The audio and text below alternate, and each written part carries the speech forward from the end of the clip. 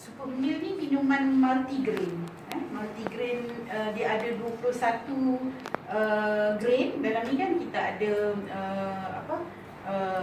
brown rice, kita ada sangat banyak lah sebenarnya, brown rice, organic, oat, ya. Boleh. Cik manis dia merendahkan kolesterol dalam darah. Lepas tu dia juga bila dia merendahkan kolesterol, dia akan merendahkan risiko penyakit-penyakit kardiovaskular, jantung dan sebagainya. Okey, dia juga bagus untuk usus, sebab fiber dia tinggi bila ada 21 multigrain.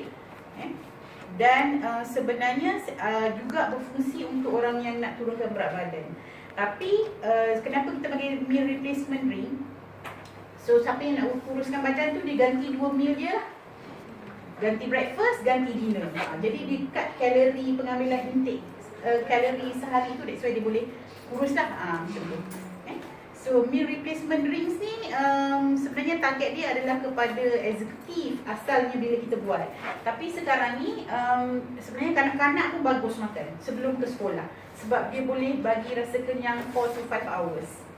4 ke 5 jam lah boleh rasa kenyang. Jadi instead of kan banyak je isu Milo lah sekarang sebab kandungan gula dan sebagainya kan, kita boleh replace kalau kanak-kanak minum Milo dia panggil atau coklat je kan, boleh bagi ni. Dah tak perlu sarapan lah maksudnya, sebab dia dah 21 multigrain dalam ni. So rasa dia pun sangat sedap. Nanti mungkin kita boleh buka dan bagi rasa lah pada sesuai untuk yang gastrik tak? Ya?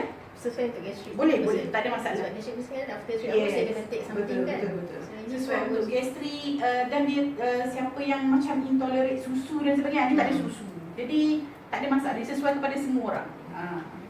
Jadi kita boleh suggest kanak-kanak yang start bersekolah dan ke atas lah, sampai orang tua sebenarnya. Kadang-kadang orang tua kan kalau kita tengok dia dah tak dinner sebab tak tahulah saya, kebanyakan je lah kita tengok kan, takut gemuk ada, mungkin jaga sebab pada masa itu dah ada kecil manis lah kan, ataupun dah boring makan nasi ke kan, sebab dah lama sangat.